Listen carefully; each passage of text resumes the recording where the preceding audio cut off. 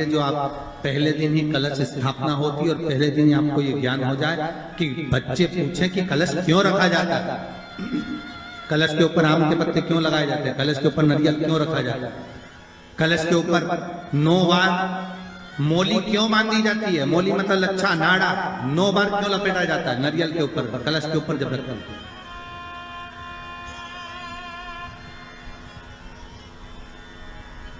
कलश के ऊपर जब जब श्रीफल रखाता है, नारियल रखाता है, तो उस पर 5 बार 7 बार मोली नहीं लपेटी जाएगी, तो 9 ही बार लपेटी जाएगी। 5 या 7 बार लपेटते हैं तो कहते हैं कि लक्ष्मी की छिन्नता होती है, और वो 9 बार लपेटी जाती है तो भरपूर लक्ष्मी का भंडार भरती है। क्यों क्यों कहते हैं उसे? भगवान कुंभ का निर्माण कर रहे हैं, भगवान कलश का निर्माण कर रहे हैं, और भगवान स्वयं ब्रह्मदेव कर रहे हैं कि आप ऐसा निर्माण कर दो जिसमें 33 कोटि देवता स्वतः विराजमान हो जाए। तो भगवान ने उस कलश का निर्माण कर दिया। अब कलश का निर्माण करा तो स्वयं भगवान ब्रह्मदेव बोले, प्रभु इस कलश के अंदर मेरा स्थान कहां है, मेरा स्थान कहां है?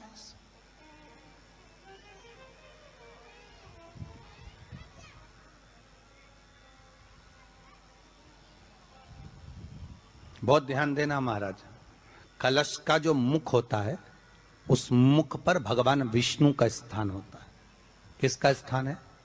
भगवान विष्णु का। थोड़ा सा नीचे आओगे, जहां से कलश का मुख दबा हुआ होता है, वह जगह भगवान स्वयं शिव की होती है। किसकी जगह है? भगवान शंकर की। कलश का अग्रभाग, नीचे का भाग जहां से फैला हुआ होता है, वहां ब्रह्मा का आधिपत्य स्थापित होता है। फिर कलश का जो नीचे का भाग होता है वो भगवान शिव और शक्ति का स्थान होता है। कलश के बाहरी भाग में, जहां पर बाहर का हिस्सा होता है, उस कलश के बाहरी भाग में 33 कोटि देवताओं को भगवान शंकर ने लाकर विराजमान किया होता है। महाराज भगवान शंकर 33 कोटि देवताओं को निमंत्रण देकर उस कलश में विराजमान कर दिया। कितना सुंदर लिखा है देवी भागवत के अंदर कि जहां कलश की स्थापना होती है उस जगह पर किसी देवताओं को बुलाने की जरूरत नहीं होती। 33 कोटि देवता उस जगह पर स्वतः विराजमान हो जाते हैं। स्वयं 33 कोटि देवता स्वयं वहां विराजमान। नवरात्रे एकम से प्रारंभ नहीं होते, अरे अमावस्या की रात्रि से प्रारंभ हो जाते, इसलिए उसको कहते हैं नवरात्रे।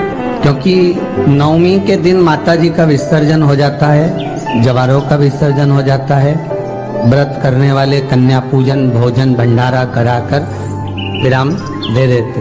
तो नवमी की रात्रि उसमें नहीं जुड़ा पाती, उसमें रात्रि अगर जुड़ती है तो ये अमावस्या की रात्रि से जुड़ना प्रारंभ होता है, तब जाकर वो नवरात्रि पूर्ण हो पाती है। पितृलोक में पितृ जैसे निवास होकर भी इंतजार करते हैं। 4 नवरात्रे हैं तो 4 ही श्राद्ध हैं। आज मौनी अमावस्या है, श्राद्ध का विराम हो जाता है और कथा अर्थात नवरात्रे प्रारंभ हो जाते हैं दूसरे दिन। तो यहाँ शास्त्र कह रहा है जैसे हमें प्रतीक्षा रहती है कोई अच्छे कार्य की, कि घर में कोई शुभ कार्य हो, घर में कोई अच्छा आयोजन हो तो अपने को आनंद होगा, प्रसन्नता होगी।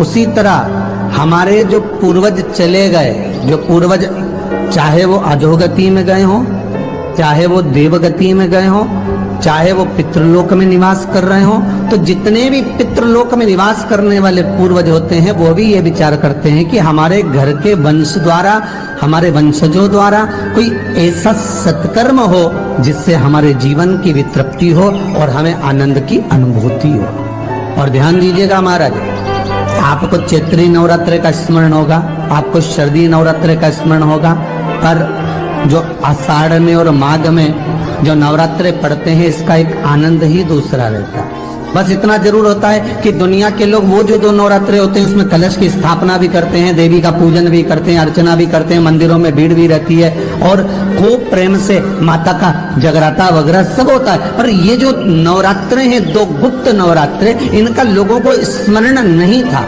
वो तो धीरे धीरे ये टीवी चैनल के माध्यम से कथाकारों ने, वक्ताओं ने स्मरण कराना जब चालू करा, धीरे धीरे बताना, मार्गदर्शन करना जब चालू करा, तब लोगों को ज्ञात होता गया कि कोई गुप्त नवरात्रा भी होता है, उसमें भी देवी की आराधना होती है। ये चारों नवरात्रे अलग अलग अवस्था के हैं, अलग अलग सुख के हैं और अलग अलग आनंद के। आपके घर में पितृदोष है, आपको ऐसा महसूस होता है, तो किसी भी नवरात्रि के पहले जो अमावस्या पड़ती है, जिस दिन अमावस्या रहे उस दिन चावल की कटोरी में एक कपूर का टुकड़ा रख दीजिए, छोटा सा, और कपूर का टुकड़ा रखकर उस कपूर को दरवाजे के बाहर कटोरी में ही, चावल रखी हुई कटोरी में ही उसको पितरों का स्मरण कर कर जला दीजिए।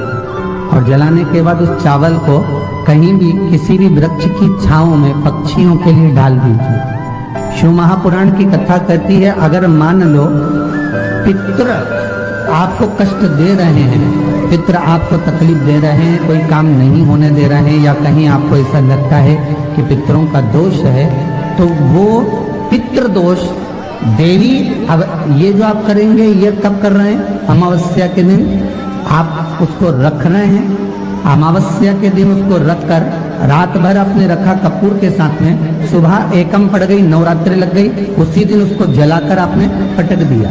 अर्थात उससे देवी और पितृ इन दोनों का आशीर्वाद जो प्राप्त होता है, तो घर में से पितृदोष समाप्त होकर लक्ष्मी की वृद्धि प्रारंभ हो जाती है, कार्य में सिद्धता आ जाती है। और नवरात्रि में भी देवी की आराधना का एक स्मरण का सुख है महाराज। ज्योत का विधान है, नवरात्रि में देवी की ज्योत लगती है, अखंड ज्योति लगती है, जवारे बुआए जाते हैं, कलश लगता है। ज्योत का भी विधान है, जिसके यहाँ दिया अखंड जलाया जाता है, अगर वो दिए की लो, दिए की बाती अगर दक्षिण दिशा की होती है, तो उसके घर में साल भर में एक घात जरूर होती है। जो दिया अखंड जलता है उसकी बाती का मुख दक्षिण का नहीं होना चाहिए। अगर आपने देवी भागवत का स्मरण करा हो, देवी भागवत को अगर सुना हो, तो देवी भागवत में स्पष्ट किया गया कि पूर्व की ओर मुख करा हुआ दिया, अर्थात पूर्व की ओर ज्योत जो जलाई जाती है वो संपदा की वृद्धि करती है। पश्चिम की ओर मुख कर कर जो ज्योत लगाई जाती है महाराज, वो वैभव को देती है। और उत्तर की ओर जो मुख कर कर ज्योत जलाई जाती है, उत्तर की ओर जो ज्योत का मुख रहता है, वो आयु की वृद्धि करती है, घर में अकाल मौत को रोकती है। दक्षिण की ओर ज्योत ना लगाएं, अगर आपको लगाना है पूरब की लगाएं, पश्चिम की लगाएं या उत्तर की लगाएं।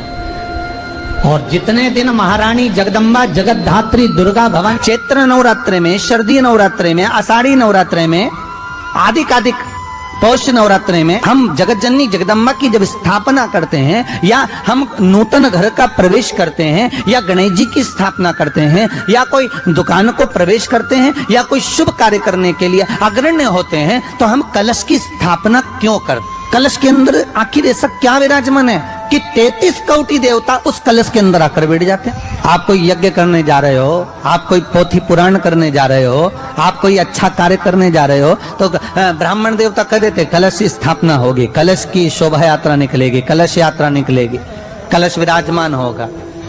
उस कुंभ की, उस घड़े की महत्वता कहां से प्रकट हो गई? शिव महापुराण की कथा कहती है महाराज, भगवान औघड़दानी शंकर स्वयं आद्य शक्ति जगदम्बा से कहते हैं कि जगदम्बा तू क्या चाहती है बोल। तो जगत जननी जगदम्बा कहती है कि जहां मैं हूं वहां शंकर है, ये आपने कह दिया, पर जहां शंकर है वहां पार्वती का होना जरूरी है। उसके लिए सिद्ध करने के लिए एक स्थान ऐसा बनाया जाए जहां पर शंकर विराजमान है और शंकर के साथ पार्वती विराजमान है। तो शिव जी ने कहा, पार्वती उसके लिए मैं तुझे एक सुंदर कलश का निर्माण कर देता।